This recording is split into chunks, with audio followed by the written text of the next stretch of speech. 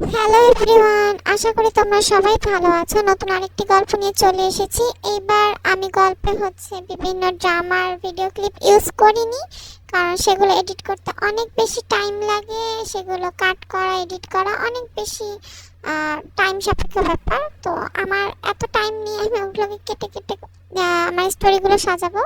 তো আমার কাছে মনে হয় আমার গল্পটা মেইন, তো ক্যারেক্টার আমি তোমাদেরকে বোঝাতে পারলেই হলো।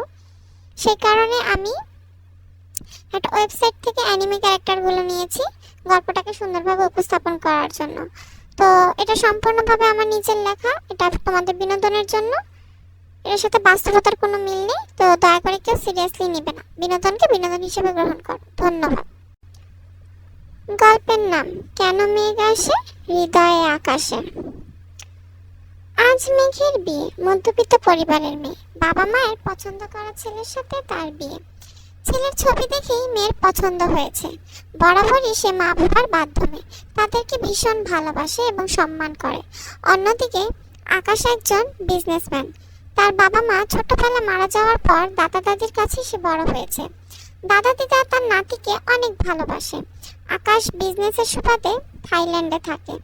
4 বছর পর থাইল্যান্ড থেকে এসেছে, কিন্তু তার দাদা দাদি আকাশকে কিছু না জানিয়ে মেঘের সাথে বিয়ে ঠিক করে ফেলে মেঘের বাড়িতে। মাশাআল্লাহ, দেখতে দেখতে আমার মেয়েটা কত বড় হয়ে গেল। আজ তার বিয়ে। মা, আমি একটু বড় হইনি। তোমাদের সেই ছোট্ট ফুলফুরি আছি, সেটা তুই সারা জীবন আমাদের কাছে থাকবে। আজকে তোকে আমি নিজের হাতে সাজিয়ে দিব।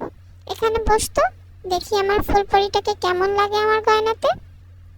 মা, গয়নাগুলো কি সুন্দর জানো তো। নতুন মানুষের সাথে জীবন শুরু হতে যাচ্ছে, নতুন পরিবারে যাব, তাই ভীষণভাবে মনটা অস্থির হয়ে আছে। আবার তোমাদেরকে ছেড়ে চলে যাব, তার জন্য মনটা ভীষণ কাঁদছে। মা, আমি কি পারবো নতুন পরিবারে মানিয়ে গুছিয়ে থাকতে? একমাত্র মেয়েরাই পারে সব জায়গায় সব পরিস্থিতিতে মানিয়ে থাকতে। তুইও পারবি, চিন্তা করিস না। এখন তৈরি হয়ে নে। অ্যালেনের বাসায়। দিদা, আমি বিয়েতে রাজি নই। আমি অন্য কাউকে পছন্দ করি। তাকে তো আমি নিয়ে আসতে বলেছি। এনেছিস? দিদা, ও কাজের জন্য আসতে পারিনি, বুঝো ব্যাপারটা। দেখ দাদু ভাই, ওই মেয়ে কখনো তোকে ভালোবাসেনি, শুধুমাত্র তোর টাকাকে ভালোবেসেছে। ও কখনোই তোর কাছে আসবে না, তুই ওই মেয়েকে ভুলে যা। এটা সম্ভব নয় দিদা। দাদু ভাই, তোর দাদা শৈলের অবস্থা কিন্তু ভালো নেই। তার শেষ ইচ্ছা তার নাত বউকে দেখে যাবে, তাই তুই এই বিয়ে করবি। আকাশ প্রিয়া নামের এক মেয়েকে পছন্দ করে, সে কথা আকাশের দাদু দিদা খুব ভালো করেই জানে। তারা যখন একবার থাইল্যান্ড গিয়েছিল, তখন আকাশ প্রিয়ার সাথে তাদেরকে পরিচয় করা। একদিনের দেখা সাক্ষাতেই দিদা দাদু বুঝে গিয়েছিল প্রিয়া শুধু আকাশকে ব্যবহার করছে, কোনো ভালোবাসা নেই আকাশের প্রতি। দাদা দিদা দেশে ফিরে আসার পর আকাশ 3বার দেশে এসেছিল, কিন্তু একবারও প্রিয়াকে দেশে দাদা দাদির সাথে দেখা করাতে আনতে পারেনি। প্রতিবারই প্রিয়া কোনো না কোনো বাহানা করেছে। এবার আর আকাশের দাদু দিদা এই বিষয়টি মেনে নেবে না। মেঘ বিয়ের অনুষ্ঠানে মেঘকে লম্বা একটা সুন্দর ঘোমটা পরিয়ে সুন্দর করে সাজিয়ে আকাশের সামনে আনা হয়েছে। আকাশের বিয়েতে মত না থাকায় সবকিছু বিরক্ত লাগছিল। আকাশের সব বিরক্তি লাগার মাঝেই তাদের দুইজনের বিয়েটা সম্পন্ন হয়। দাদু ভাই, নাত বউয়ের মুখটা একবার দেখ। আকাশের সব অসহ্য লাগছিল বলে সে মেঘের ঘোমটা না সরিয়ে চলে যায়। দাদু ভাই বোধহয় একাই বউকে দেখবে, আমাদেরকে দেখতে দিবে না। আকাশের দিদা এভাবেই মজা করছিল। এরপর মেঘ আর আকাশকে বাড়ি নিয়ে আসা হয়।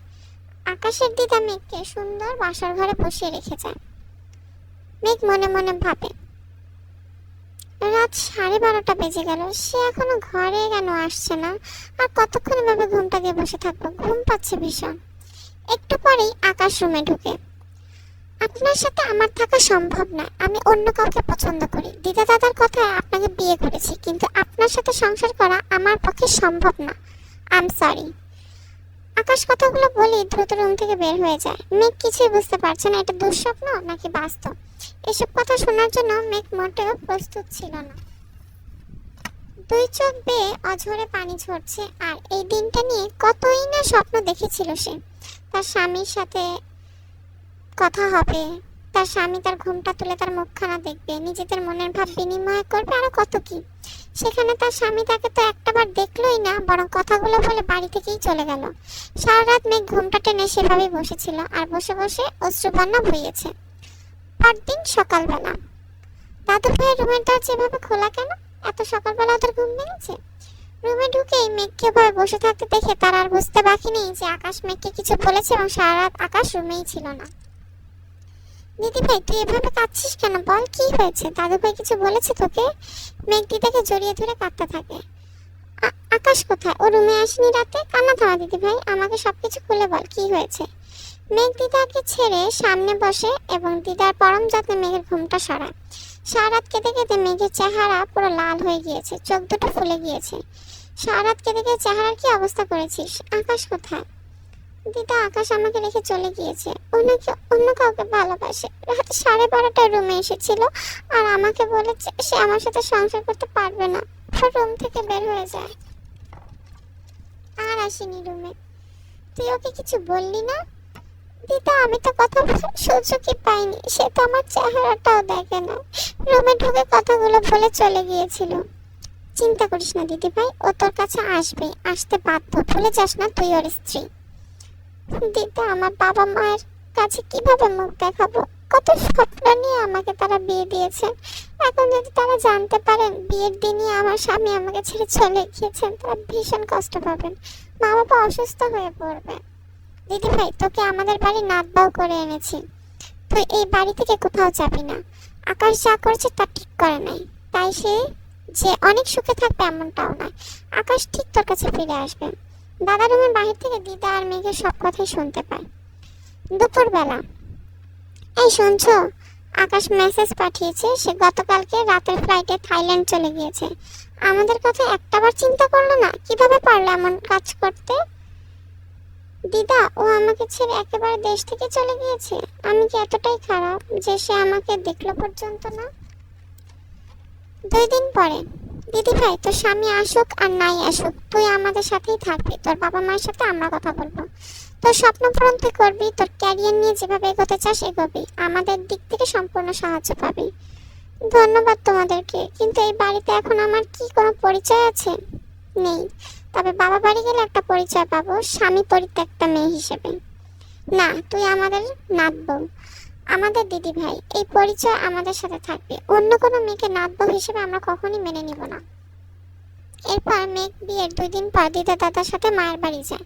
দিদা দাদা সবকিছু তাদের খুলে বলে। কথাগুলো শুনে মেঘের মা বাবা ভীষণ কষ্ট পায়। তাদের আদরের একমাত্র মেয়ের জীবনে এমন একটা ঘটনা। তবুও তারা নিজেদেরকে শক্ত করে। আকাশের দিদা দাদা মেঘের বাবা মায়ের কাছে আকাশের করা কাজের জন্য ক্ষমা চায়। দিদিভাইকে আপনাদের কাছে কিছুদিনের জন্য রেখে যাচ্ছি, এসে আবার ওকে নিয়ে যাব। তবে ও ওই বাসায় যাবে না এবার। ও এবার আমাদের সাথে আমাদের বাসায় যাবে, ওখানে থাকবে। সমাজ কি বলবে? স্বামী ছাড়া আমার মেয়েটা আপনাদের সাথে থাকলে? শহরের মানুষের জীবনে এত সময় নেই অন্যের খোঁজ নেওয়া। পাশের বাড়ির মানুষ মারা গেলে জানতে পারে না সেখানে ওর খবর নিতে কে আসবে। এসব নিয়ে চিন্তা করবেন না, এমন কিছুই হবে না। আমাদের দিদি ভাই আমাদের কাছে ভালোই থাকবে। এরপর দিদা দাদা চলে যায়। মেঘমা, আমাদেরকে ক্ষমা করে দিস, ভুল হয়েছে আমাদের। তুই তো বিয়ে করতে চাসনি, কিন্তু ভালো ছেলে পেয়ে আমরাই তোর বিয়ে দিলাম। এমন করে কেন বলছো? তোমাদের কোনো দোষ নেই, আমার ভাগ্যে যা ছিল তাই হয়েছে। মা, তুই আর ওই বাড়িতে যাবি না। বাবা, দিদা দাদা তো খুব ভালো মানুষ, তোমরা চিন্তা করো না, তারা আমাকে ভালোই রাখবে। তাছাড়া তোমাদের সাথে থাকলে সমাজের মানুষ নানা প্রশ্ন করবে। এসবে কি প্রয়োজন বলো? তাছাড়া আকাশ আমাকে স্ত্রী হিসেবে মানুক আর নাই মানুক, আমি ওর স্ত্রী। ওর কাছ থেকে সম্মান মর্যাদা না পেলেও স্ত্রী পদবিটা তো পেয়েছি, তাই আমি দিদা দাদার সাথেই থাকবো। কিছুদিন পর দিদা দাদা এসে মেঘকে তাদের বাসায় নিয়ে যায়। মেঘ সেখানে তাদের সাথে ভালোই থাকে। দাদু ভাই, আকাশ কি ফোন করেছিল? না, ও আমাদের কথা চিন্তা করে না। যদি করতো তাহলে এমন একটা ঘটনা ঘটাতে পারতো না। আমি ওকে ফোন দিব না, আমি জানি ও নিজে থেকে ফোন দিবে। আমাদের থেকে কতদিন কথা না বলে থাকবে। দিদি ভাই, আমাদেরকে ক্ষমা করে দিস, বিয়ের আগে সব বলিনি, এখন মনে হচ্ছে বলাটা প্রয়োজন ছিল। কি বলনি তোমরা? সবকিছু তোকে শুরু থেকে বলছি, এখন তোকে জানতে হবে সবকিছু। আজ থেকে 5 বছর আগে আকাশের জীবনে প্রিয়া নামের এক মেয়ে আসে। দেখতে সুন্দর, চাকরি করে। কাজের সূত্রেই ওদের দুইজনের দেখা পরিচয়। তবে প্রিয়া থাইল্যান্ডে জব করে না, ও কানাডাতে জব করে। তাই বছরে 3-4 বার আকাশের সাথে দেখা হতো। আমরা যেবার থাইল্যান্ড যাই সেবার প্রিয়ার সাথে দেখা হয়। প্রথম দেখাতে বুঝেছিলাম মেয়েটা চরম স্বার্থপর, নিজের কাজের বিভিন্ন সুযোগ সুবিধা আকাশের কাছ থেকে নিত। আমরা ওদের দুইজনের বিয়েও দিতে চেয়েছিলাম। বিভিন্ন কাজের অজুহাত দেখে ওই মেয়ে বাংলাদেশ আসেনি। তখন বুঝেছিলাম এই মেয়ে আকাশকে ভালোবাসে না, শুধু প্রয়োজনে ব্যবহার করে। আকাশকে বলেছিলাম প্রিয়া তোর অ্যাট্রাকশন কোনো ভালোবাসা না, কিন্তু আমাদের কোনো কথাই সে শুনেনি। তোদের বিয়ের আগেও আমি কত করে বলেছি প্রিয়াকে, আকাশকে, কিন্তু আকাশ রাজি হলেও প্রিয়া কাজের অজুহাতে ইতালি চলে যায়। তখন আমরা সিদ্ধান্ত নিই তোর সাথে আকাশের বিয়ে দেব। তাহলে দাদু ভাই, ও ওর ভালোবাসা মানুষের সাথে সুখে থাকুক, আমাকে সে তো পছন্দই করে না। দিদি ভাই, আমি তোকে বলছি আকাশ তোর কাছে ফিরে আসবে। প্রিয়ার কাছ থেকে আকাশ সবচেয়ে বেশি কষ্ট পেয়েছে, ভবিষ্যতে আরো পাবে। কেন এমন করে কেন বলছো? আকাশ থাইল্যান্ডে যাওয়ার সাথে সাথে আমার স্পাইকে আকাশের উপর নজর রাখতে বলেছি। এই 2 সপ্তাহ আকাশ অনেকবার প্রিয়াকে কল করেছে, কিন্তু তার কোনো খবর নেই। দিদি ভাই, তুই তোর মতো করে জীবনটাকে সাজা। আগামী সপ্তাহ থেকে তোর ভার্সিটি ক্লাস শুরু, তাই না? জি দিদা, আগামী সপ্তাহে ক্লাস শুরু। এভাবে দিন যেতে থাকে, মাসের পর মাস চলে যায়। মাসের 25 দিন থাকে দিদা দাদার সাথে, আর 5 দিন থাকে বাবা বাড়িতে। আকাশ ফোন দিত মাঝে মাঝে, হাজার হোক তার দিদা দাদা তো একা থাকে। ছোটবেলা থেকে তারাই আকাশকে বড় করেছে। দিদা দাদা শুধু আকাশের খোঁজ খবর নিত, অন্য কোনো কথা জিজ্ঞেস করতো না। 3 মাস পর থাইল্যান্ডে। প্রিয়া, তোমাকে আমি কত ফোন করেছি, ফোন ধরছিলে না কেন? আমি থাইল্যান্ড এসেছি 3 মাস হয়ে গেল, তুমি এখনো ইতালি থেকে আসলে না, কবে আসবে? সরি সুইটহার্ট, কাজের চাপ অনেক, তাই তো থাইল্যান্ড আসতে পারছি না। তবে আগামী ফ্রাইডেতে ফাইনালি আসছি। অনেকদিন তোমার সাথে দেখা হয় না, মিস ইউ। আকাশের অ্যাপার্টমেন্টে। চল তুই, কতদিন পর দেখা, ভিতরে আয়। বিজি স্কেডিউলের কারণে কারোর সাথে দেখা করার সময় পাই না। ঠিক বলেছিস। আচ্ছা ভাবি কোথায়, দেখতে পাচ্ছি না যে? কার কথা বলছিস? তোর স্ত্রীর কথা জিজ্ঞেস করছি, তুই তাকে এখানে নিয়ে আসিসনি? যেদিন বিয়ে হয়েছিল সেদিন রাতে থাইল্যান্ড চলে এসেছি। ওই বিয়ে দাদা দিদা জোর করে দিয়েছিল। আমি ওই মেয়েকে বিয়ে করতে চেয়েছিলাম নাকি? মানে কি দোস্ত, তুই ভাবিকে ছেড়ে চলে এসেছিস? আমাকে এসব বলিসনি কেন? এসব নিয়ে কথা বলতে ভালো লাগছে না, বাদ দে তো। তুই কি এখনো প্রিয়াকে পছন্দ করিস? আমি প্রিয়াকেই পছন্দ করি, আর বিয়ে আমি ওকেই করব। আগের ফ্রাইডে তো থাইল্যান্ড আসছে। তাহলে তোর ওয়াইফের কি হবে? তোর বিয়ে হয়েছে এটা প্রিয়া জানে? যে মেয়েকে আমি বিয়ের দিন ছেড়ে চলে এসেছি, সেই মেয়ে কখনো আমার সাথে সংসার করবে? এতদিনে হয়তো সব জেনে গিয়েছে, আর কিছুদিনে দেখ ডিভোর্সও দিয়ে দিবে। কাজটা ঠিক করিস না আকাশ, মেয়েটা অনেক কষ্ট পেয়েছে নিশ্চয়ই। তবে মেয়ে যদি তোকে ডিভোর্স না দেয় তাহলে কি করবি? ডিভোর্স দিবে কি দিবে না, আই রিয়েলি ডোন্ট কেয়ার। আমি আর দেশে ফিরে যাচ্ছি না, এটা কোনো কথা? তোর লাইফ, তুই ডিসিশন নে। তবে ভুল করিস না, দেখ তোর বিয়েতে মত না থাকলে তোর বিয়েটা হয়ে গিয়েছে, ভাবির কাছে ফিরে যা। প্রিয়া মেয়েটাকে আমার সুবিধার মনে হয় না, প্রয়োজনে আমি ওকে ডিভোর্স দেবো, এত চিন্তা করতে হবে না তোকে। যা ভালো মনে করিস।